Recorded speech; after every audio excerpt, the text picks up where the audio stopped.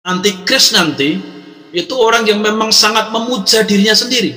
Dia akan menaikkan diri, bahkan menaikkan diri dari atas segala Allah.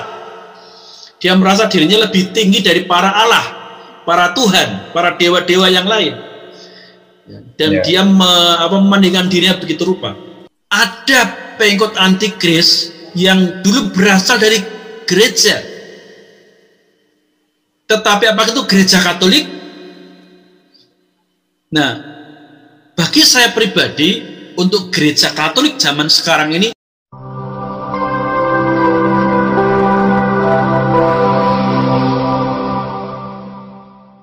Shalom pendengar setia Lentera Injil TV. Kembali berjumpa bersama kami dalam program Anda Bertanya, Teolog Menjawab. Seperti biasa, dalam program ini saya selalu ditemani oleh rekan saya, oleh sahabat saya, yaitu Lentera Injil. Saya sapa dengan penuh kasih. Shalom Lentera Injil. Shalom hambanya Pak Ferdi Mangaribet, Tuhan Yesus memberkati. Bagaimana juga kabar Pak Ferdi Mangaribet? Dan Tuhan sampai hari ini tetap kuat sehat. Puji Tuhan. Puji Tuhan, puji Tuhan. Amin, amin. Ya, hari ini Lentera Injil kita akan membahas berkaitan dengan apa yang kita bahas beberapa waktu yang lalu tentang vaksin dan hubungannya dengan nubuatan dalam kitab Wahyu, yaitu Antikris atau angka 666. Dan di dalam video sebelumnya kita telah mengambil kesimpulan bahwa vaksin sama sekali tidak ada korelasinya, tidak ada hubungannya dengan nubuatan di dalam kitab Wahyu tersebut.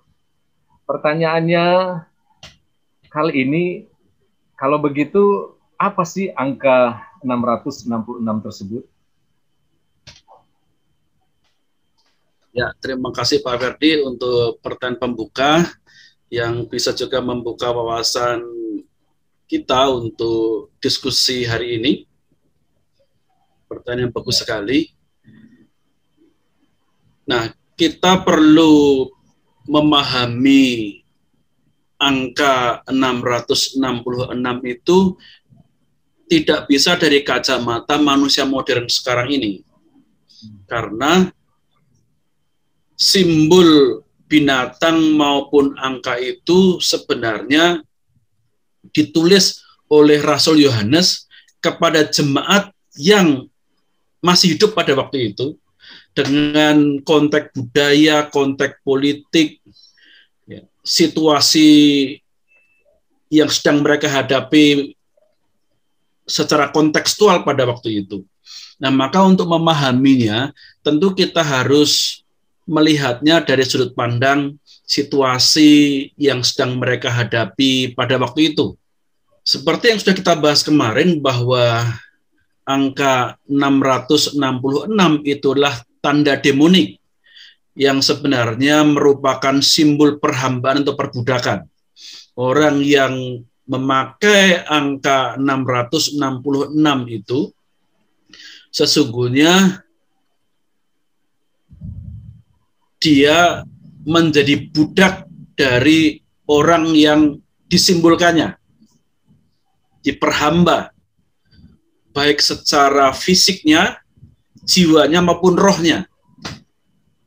Lalu tanda itu berfungsi untuk melakukan kegiatan ekonomi. Tanpa adanya tanda yang menempel di tangannya maupun atau di dahinya, seseorang tidak bisa melakukan kegiatan ekonomi.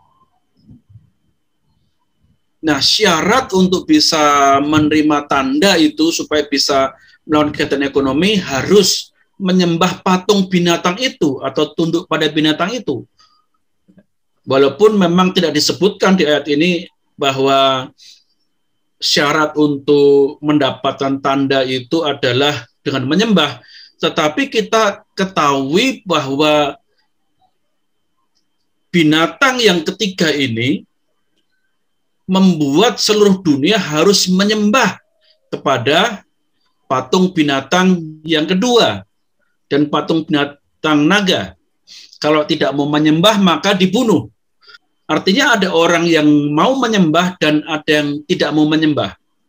Lalu untuk membedakannya siapa yang sudah menyembah dan siapa yang belum menyembah, untuk membedakannya adalah dengan diberi tanda itu. Ya, orang yang sudah menyembah, yang mau menyembah naga dan binatang yang seperti macan tutul, dia akan diberi tanda 666 dengan sebuah hadiah, ya, atau sebuah kebebasan, atau mungkin diberikan sebuah hak, yaitu diizinkan melakukan kegiatan ekonomi. Sedangkan orang yang tidak memakai tanda itu atau menolak tanda itu, supaya tidak dibunuh, dia akan melarikan diri.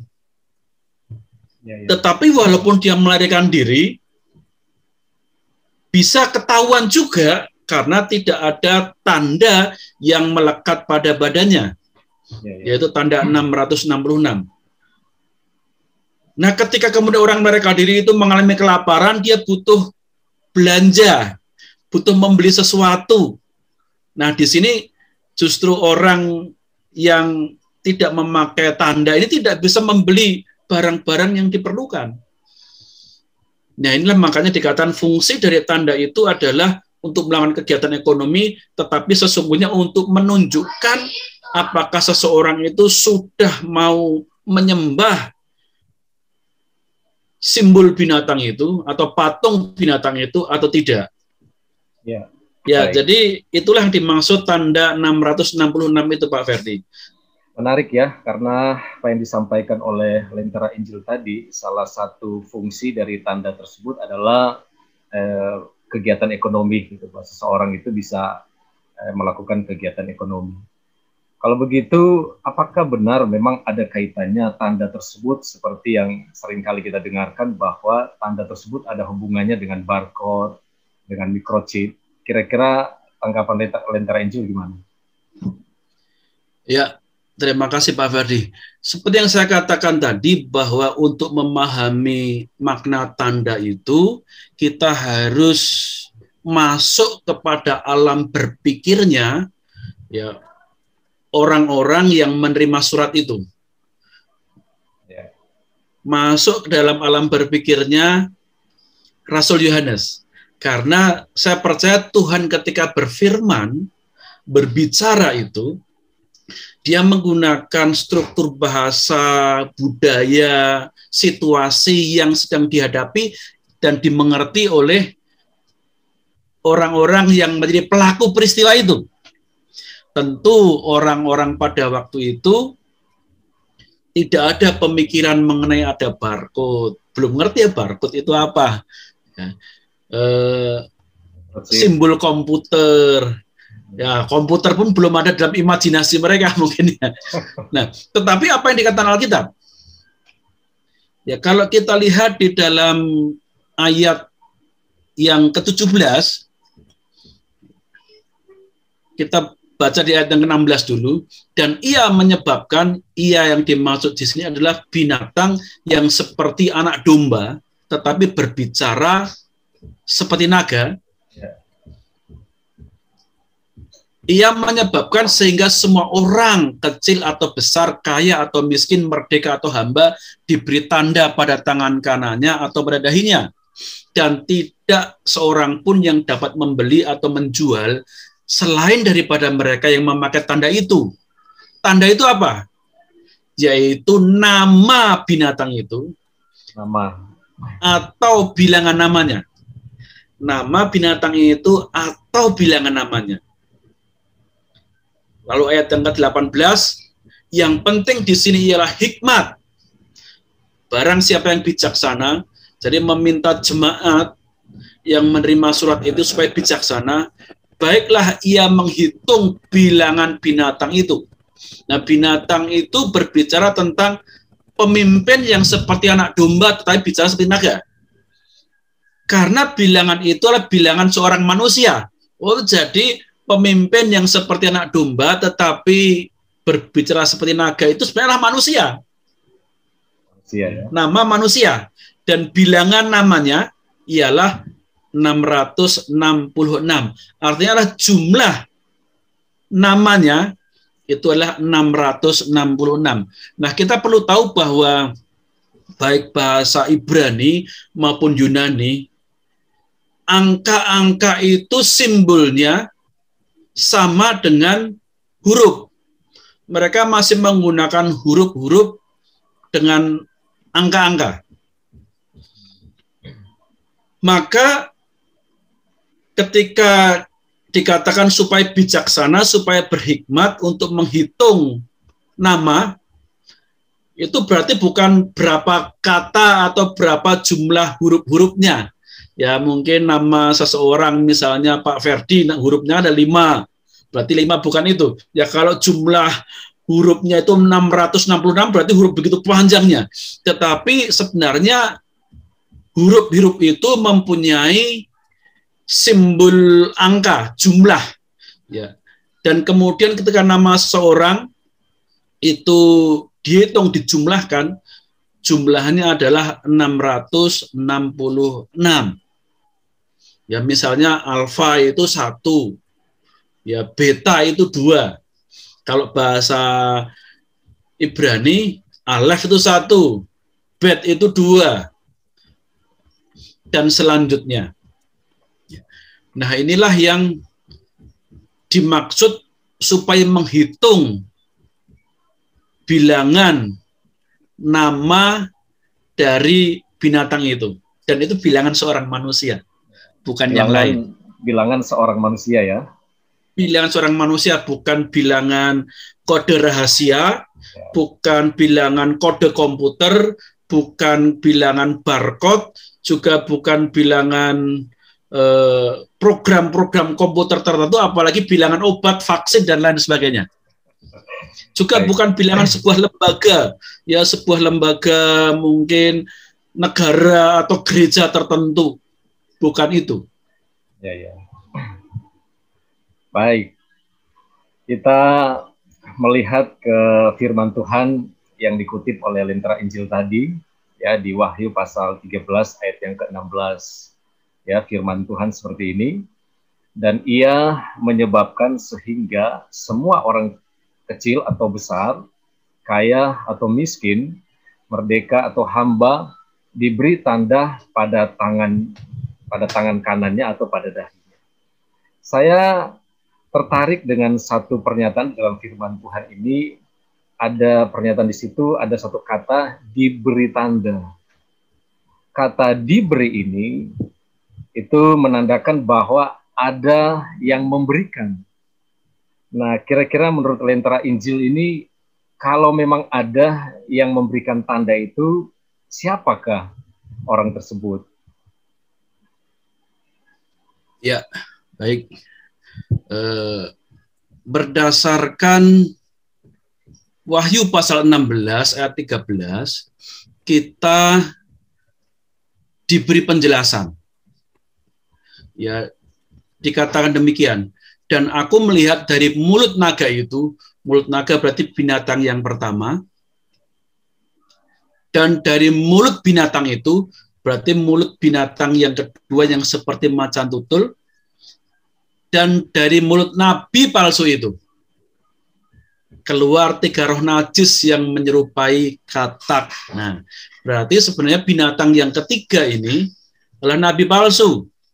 Nabi palsu yang menyerupai domba.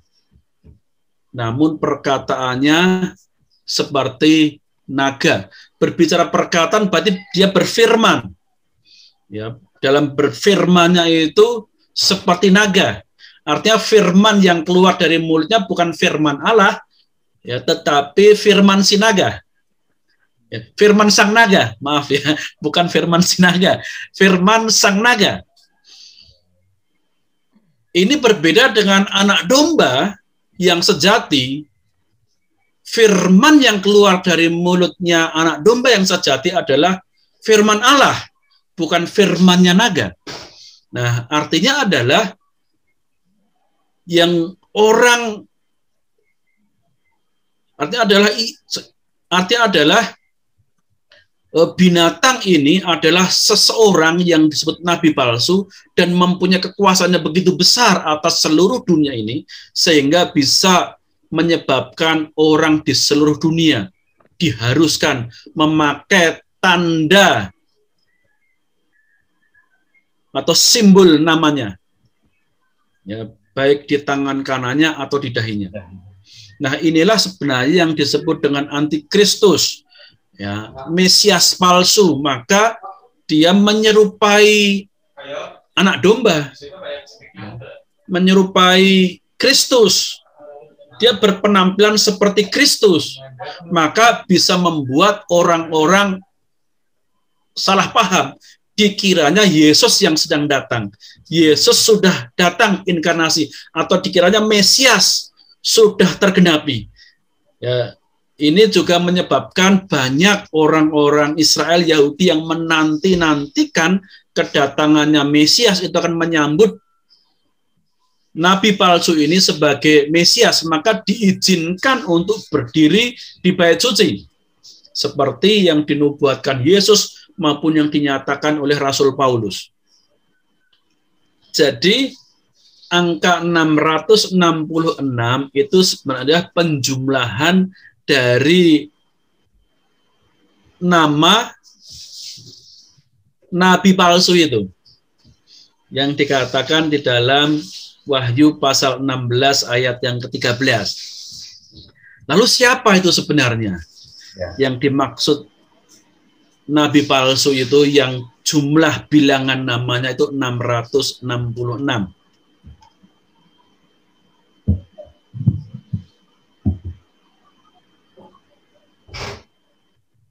Nah, untuk memahaminya, kita lihat di dalam Wahyu pasal 17.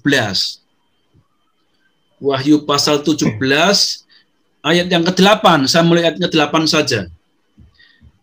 Ya, memang konteks Wahyu pasal 17 itu adalah seorang wanita pelacur, ya, yang duduk di atas binatang yang berkepala 7, bertanduk 10.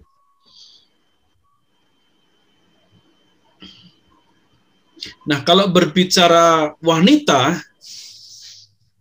dalam kitab Wahyu itu selalu menggambarkan yang pertama adalah wanita yang dikejar sang naga, dan yang kedua itu wanita yang diizinkan sang naga untuk mengendarai binatang.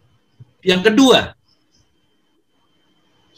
ya, mengendarai binatang yang kedua. Artinya wanita ini memang adalah sebenarnya bisa dikatakan suatu organisasi atau suatu gereja. Ya, gereja yang menerima bahkan kerjasama dengan antikris, bahkan dikatakan melacurkan diri. Jadi melacurkan ajarannya untuk mendukung antikris ini. Ya. Lalu si antikris itu digambarkan sebagai binatang yang dikendarai oleh wanita itu. Ayat ke-8 dikatakan demikian. Binatang yang telah kau lihat itu telah ada, namun tidak ada. Ia akan muncul dari jurang maut, dan ia akan menuju kepada kebinasaan. Ini sangat menarik. Binatang itu telah ada. Jadi pada waktu Yohanes mendapatkan kitab Wahyu ini, dikatakan binatang itu telah ada. Namun pada waktu Yohanes mendapatkan Wahyu ini, binatang itu sudah tidak ada lagi.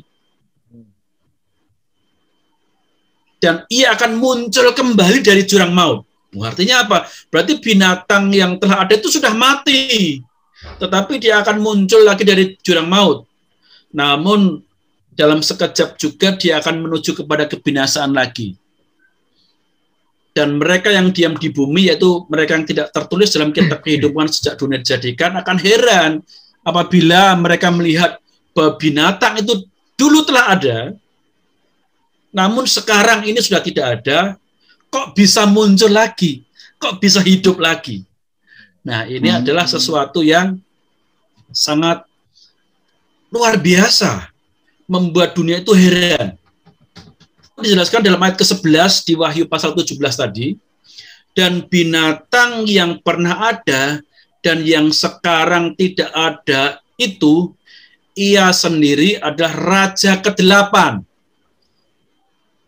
Nah, binatang yang pernah ada, tetapi ketika Yohanes mendapatkan wahyu dari Tuhan ini, sudah tidak ada dan akan datang lagi, ia akan menjadi raja ke-8.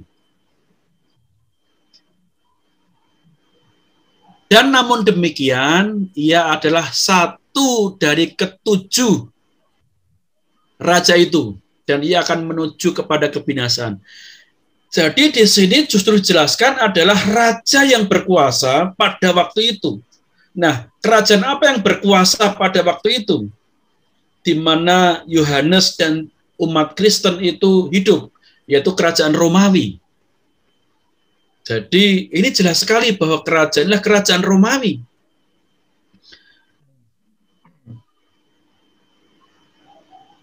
Nah, sampai kepada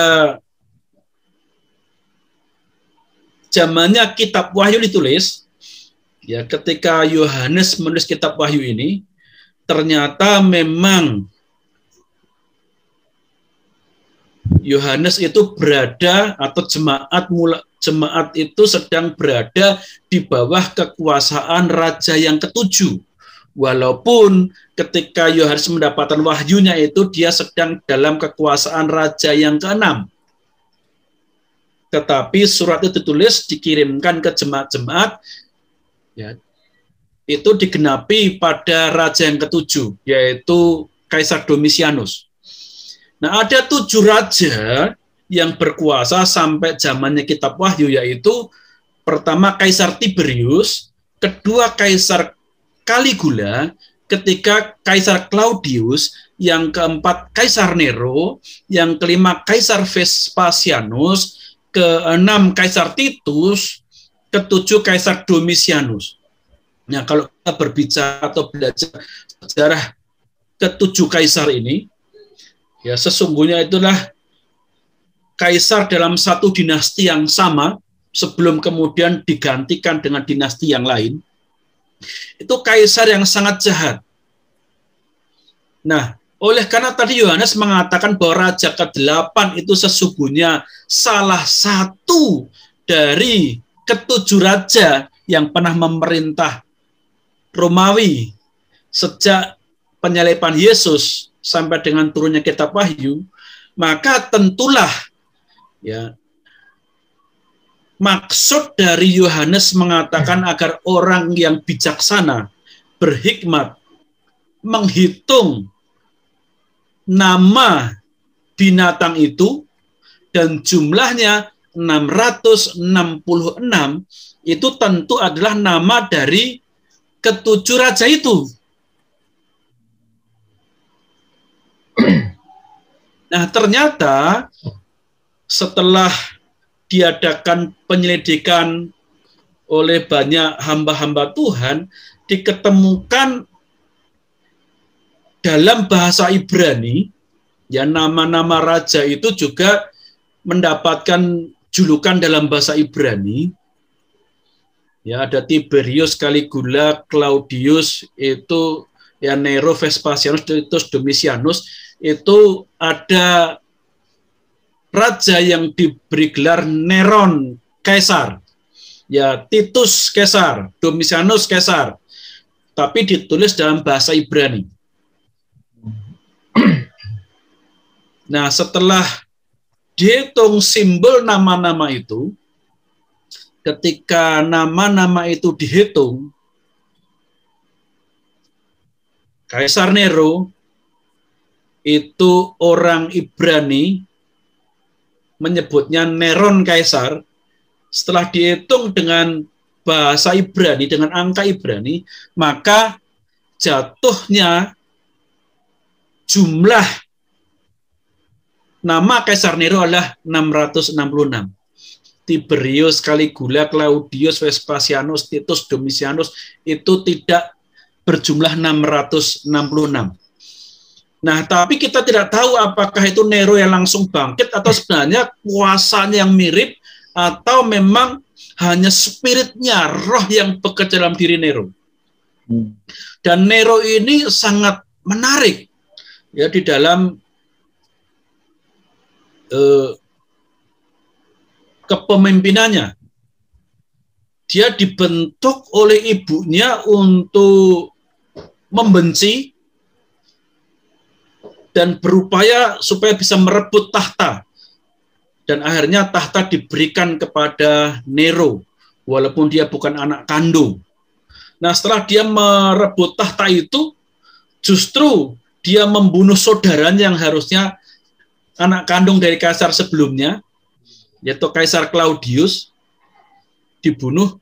Dan dia setelah menjadi raja, bahkan ibunya pun juga dibunuh oleh dia, oleh Nero sendiri.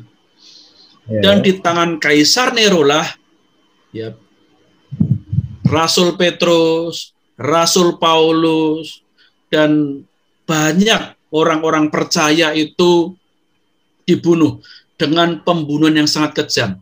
Nero itu merasa dirinya sebagai seorang seniman yang hebat, tetapi tidak ada orang yang mau mengakui kehebatan seninya itu. Dia sering memaksa orang-orang Roma untuk masuk di sebuah teater, lalu dia berpuisi dan penyanyi. Dia merasa bagus, tapi orang yang mendengarnya pusing. Dia membuat taman-taman di kota Roma, yang kalau malam hari ada lampu-lampunya, yang menghiasi taman itu, dan dia membuat puisi dan membuat nyanyian dan memaksa orang-orang Roma, para pemimpin-pemimpin Roma, senator-senator untuk mendengarkan dia menyanyi. Dan pada waktu itu orang-orang Kristen ditangkap, diikat dalam sebuah tiang seperti salib, kemudian dilumuri dengan minyak dan dijadikan lampu penerangan taman itu, dalam keadaan hidup-hidup dibakar. Jadi begitu sadisnya, ya, dia membuat penerangan dari manusia yang dibakar, tetapi kemudian dia berperan dalam sebuah teater, sebuah cerita, sebuah puisi dan lagu. Seharusnya kondisi itu kan boleh sangat menakutkan dan mengerikan, tetapi dia menikmati itu dan menyuruh rakyatnya untuk menikmati pertunjukannya sendiri. Nah, ini menunjukkan bahwa Nero ini memang begitu kejam, luar biasa. Sampai ibunya yang membuat dia itu bisa duduk di tahta kekaisaran, itu pun dibunuhnya sendiri. Nah, dia juga akhirnya membuat orang itu sakit hati, senat sakit hati, kemudian mengadakan permufakatan untuk menjatuhkan dia. Lalu dia akhirnya melarikan diri bersama dengan 2 orang budaknya.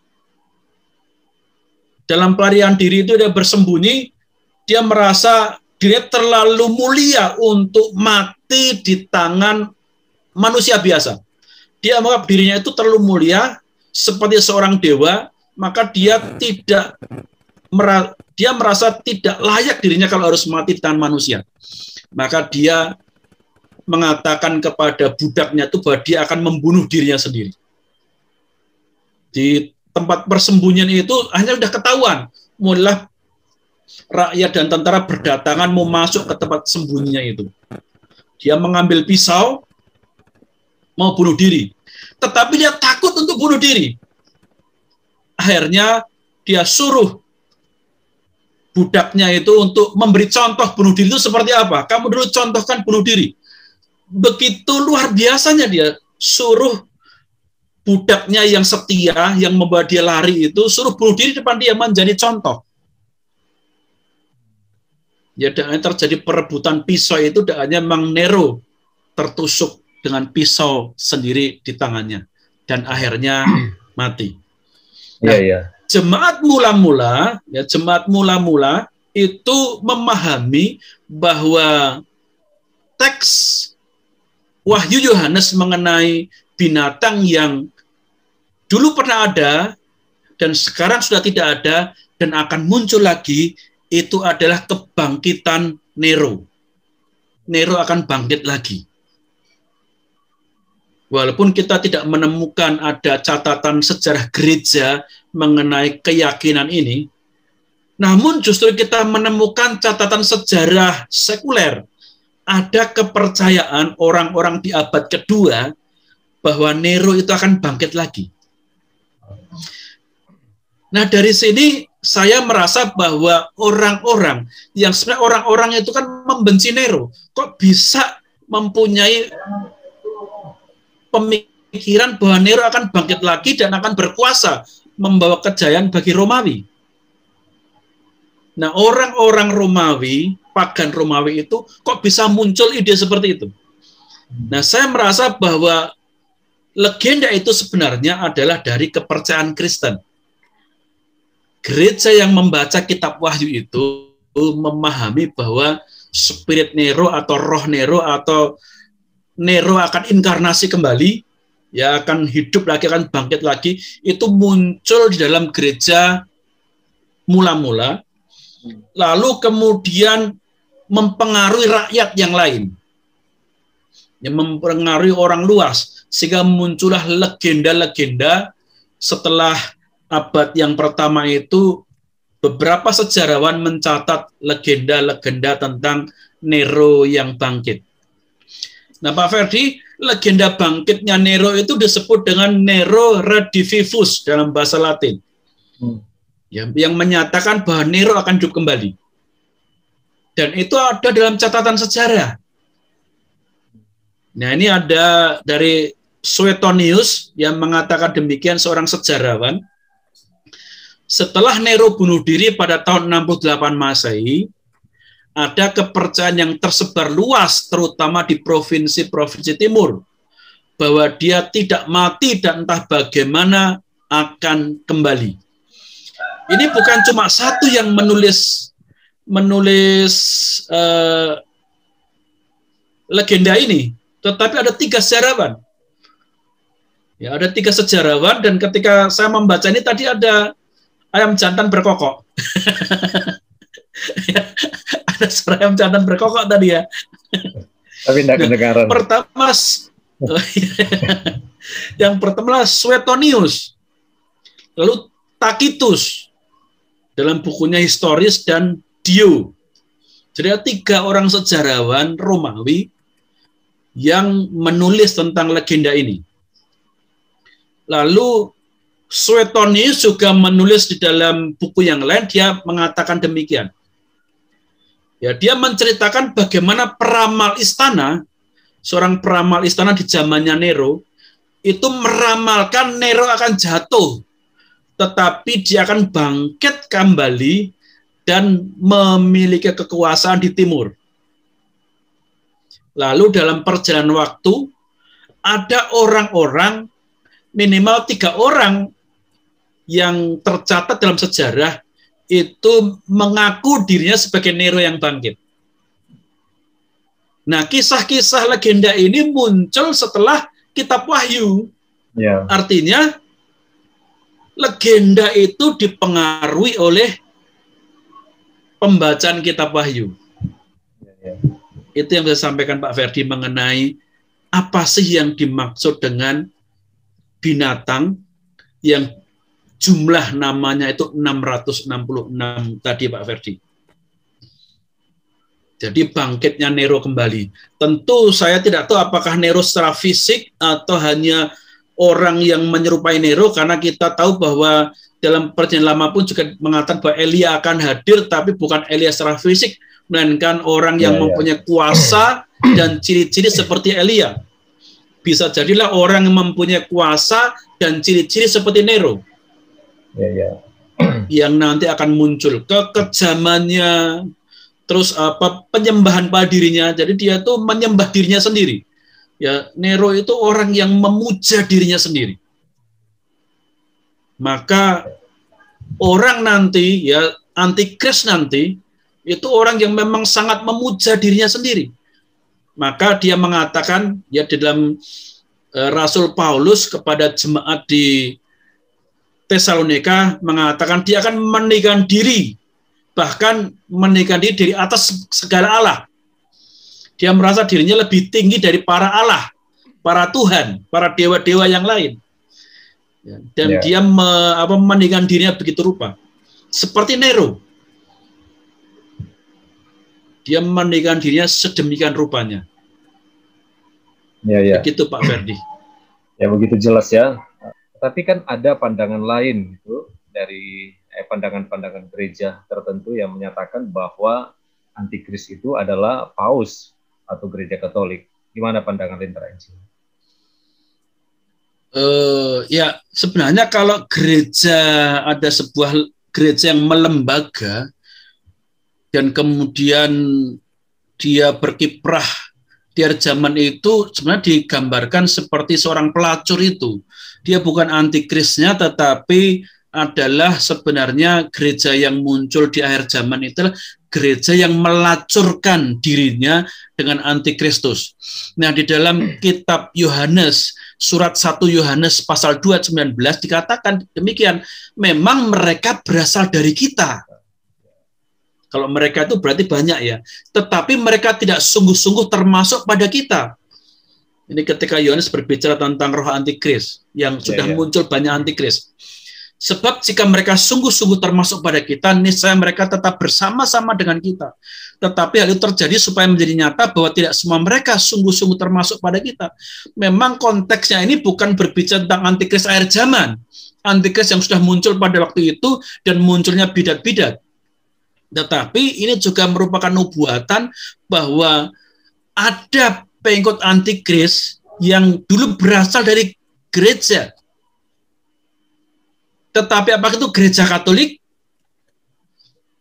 Nah, bagi saya pribadi, untuk gereja Katolik zaman sekarang ini belum memenuhi nubuatan atau tidak memenuhi nubuatan tentang ciri-ciri gereja yang akan melacurkan dirinya dengan antikris. Ya, apa alasannya? Nah, di sini ya akan saya jawab di sini. Nah, dalam Wahyu dalam surat 1 Yohanes pasal 2 ayat 22 dikatakan, siapakah pendusta itu? Bukankah dia yang menyangkal bahwa Yesus adalah Kristus? Dia itu adalah antikristus, yaitu dia yang menyangkal baik Bapa maupun Anak. Paus maupun gereja Katolik, apakah Paus menyangkal Yesus adalah Kristus? Apakah Paus menyangkal Bapa maupun Anak? Justru pengajaran kita tentang keilahian Yesus, orang Protestan sampai karismatik itu kita memang mendapatkan warisan tentang konsili-konsili itu dari gereja Katolik dan kita terima. Ya, tentang Allah Tritunggal, tentang keilahian Bapa, Anak, dan Roh Kudus itu kita mendapatkan warisan mereka. Dan gereja Katolik masih setia pada pengakuan iman itu. Ya, lalu dalam pasal 4, surat 1 Yohanes pasal 4 yang kedua, dikatakan, demikianlah kita mengenal roh Allah. Setiap roh yang mengaku bahwa Yesus Kristus telah datang sebagai manusia berasal dari Allah. Dan setiap roh yang tidak mengaku Yesus tidak berasal dari Allah. Roh itu adalah roh antikristus. Tentang dia telah kamu dengar bahwa ia akan datang dan sekarang ini sudah ada di dalam dunia. Jadi roh yang mengaku Yesus Kristus itu datang sebagai manusia berasal dari Allah. Jadi bisa jadi justru roh antikristus itu mengaku Yesus tapi tidak percaya kemanusiaan Yesus. Ya banyak ajaran-ajaran yang tidak mempercayai kemanusiaan Yesus. Ya, benar. Dan ada yang hanya percaya Yesus hanya manusia saja. Nah, ini justru ini roh antikristusnya. Nah, kita lanjutkan dalam 2 Yohanes pasal 1 ayat yang ke-7. Dikatakan demikian, sebab banyak penyesat telah muncul dan pergi ke seluruh dunia yang tidak mengaku bahwa Yesus Kristus telah datang sebagai manusia. Itu adalah si penyesat dan antikristus. Penyesat dan antikristus. Perhatikan ya. kelompok bidat-bidat antikristus yang sudah banyak itu dan si antikristusnya sendiri itu tidak percaya bahwa Yesus itu adalah firman yang telah datang sebagai manusia. Nah, kalau hanya percaya sebagai kemanusiaannya saja berarti juga menyangkali firman-Nya. Ya, kalau dikatakan Yesus telah datang sebagai manusia, kalau hanya percaya kemanusiaannya saja berarti ya memang manusia, nggak mungkin datang sebagai manusia lagi. Ketika ayat ini mengatakan Yesus telah datang sebagai manusia, itu berarti menggambarkan bahwa Yesus dulunya bukan manusia, tetapi kemudian menjadi manusia. Ini roh antikristus yang tidak mengakui keilahian Yesus sekaligus tidak mengakui kemanusiaan Yesus. Bahkan dikatakan penyesat dan antikristus. Jadi ada dua oknum. Oknum penyesat dan oknum antikristus sendiri. Apakah gereja Katolik atau Paus menolak keilahian dan kemanusiaan Yesus? Sampai sekarang mereka adalah garda terdepan kalau berbicara tentang keilahian dan kemanusiaan Yesus. Sama seperti gereja-gereja yang lainnya. Ya, memang ada yang menolak, yaitu masih penyesat. Tetapi antikristus sendiri juga tidak menerima bahwa Yesus telah datang sebagai manusia. Mungkin bahkan menyangkal Yesus itu tidak ada, itu tidak pernah ada, itu hanya mitos saja. Aku ini sebenarnya yang Mesias. Itu enggak ada Mesias itu. Aku inilah Tuhan yang inkarnasi menjadi manusia. Inilah sang antikristus. Ya. Apakah Paus itu mengatakan demikian? Tidak. Nah, seringkali kita mencocok-cocokkan simbol. Oh, itu kan ada simbol-simbolnya. Simbol ini, simbol itu, simbol yang itu kan mirip-mirip simbol antikristus. Nah, saudara, kalau bicara simbol-simbol, bahkan sebenarnya huruf Yunani ini kecil. Ya, huruf kecil, angka 666 itu malah kalau dijadikan satu, itu seperti ada salib, ya, lalu ada Yesus, simbol Kristus di salib, X, lalu ada ular yang melingkari, karena huruf C-nya itu seperti huruf ular yang melingkari di salib itu. Jadi seakan-akan malah simbol itu kayak Yesus yang antikristus itu yang disalib. Nah, itu kalau simbol itu. Tetapi kita perlu tahu bahwa zaman dahulu belum ada huruf kecil. Huruf Yunaninya masih huruf besar semua. Jadi bukan antikristus, bukan Yesus yang disalib itu, bukan pengajaran gereja yang mengakui keilahian Yesus itu, bukan itu malahan. Nah, justru kita harus kembali kepada bagaimana gereja mula-mula itu budaya, tradisi, maupun situasi yang mereka hadapi. Simbol-simbol itu bisa bermakna beda-beda. Ya, simbol-simbol itu adalah tergantung dari bagaimana kita memahaminya. Simbol yang sama bisa dimaknai berbeda. Ya, kalau mungkin orang zaman sekarang ini kasih jempol, bagus.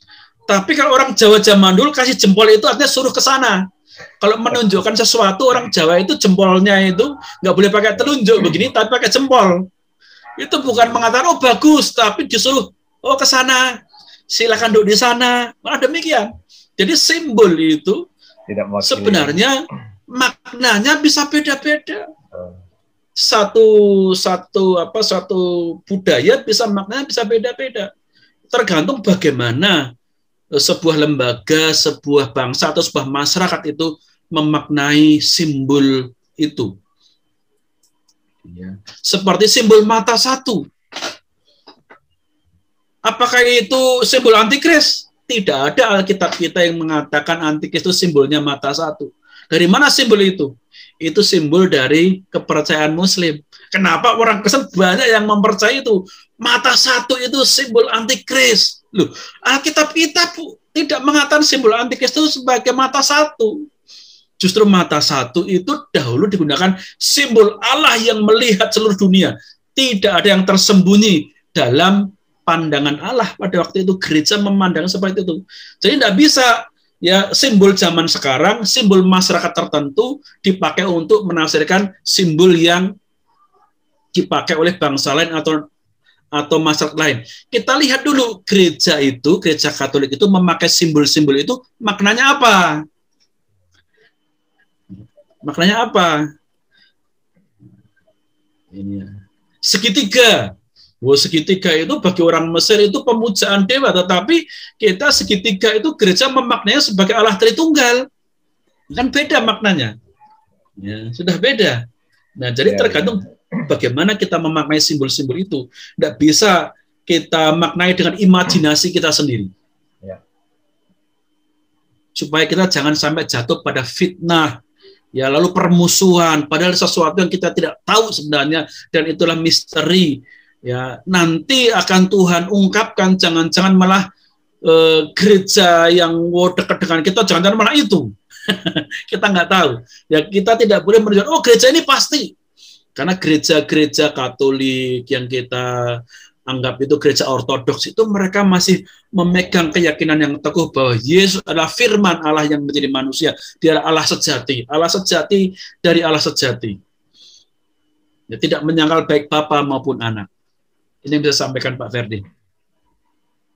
Baik, sangat luar biasa hari ini ya, kita mendapatkan satu penjelasan yang sangat baik dan sangat-sangat memperlengkapi kita semua sebagai pendengar setia Lentera Injil TV. Jadi maksud kami ya mengangkat tema ini ya supaya kita tidak kita tidak menuduh sembarangan seseorang sebagai antikris tanpa dasar yang begitu kuat. Tetapi lewat pembahasan hari ini sekali lagi luar biasa sangat memberkati saya secara pribadi dan saya yakin kepada semua pendengar setia Lentera Injil TV. Baiklah, kita akan akhiri sesi kita pada hari ini. Kita akan berjumpa lagi di dalam program yang sama di waktu-waktu yang akan datang dengan tema-tema yang tidak kalah menarik. Seperti biasa, kalau ada sahabat-sahabat pendengar setia yang ingin bertanya atau ingin membuat satu pernyataan tentang pembahasan kami ini, silakan menuliskannya di dalam kolom komentar. Puji Tuhan, Tuhan Yesus memberkati kita semua. Shalom. Shalom semuanya, Tuhan memberkati.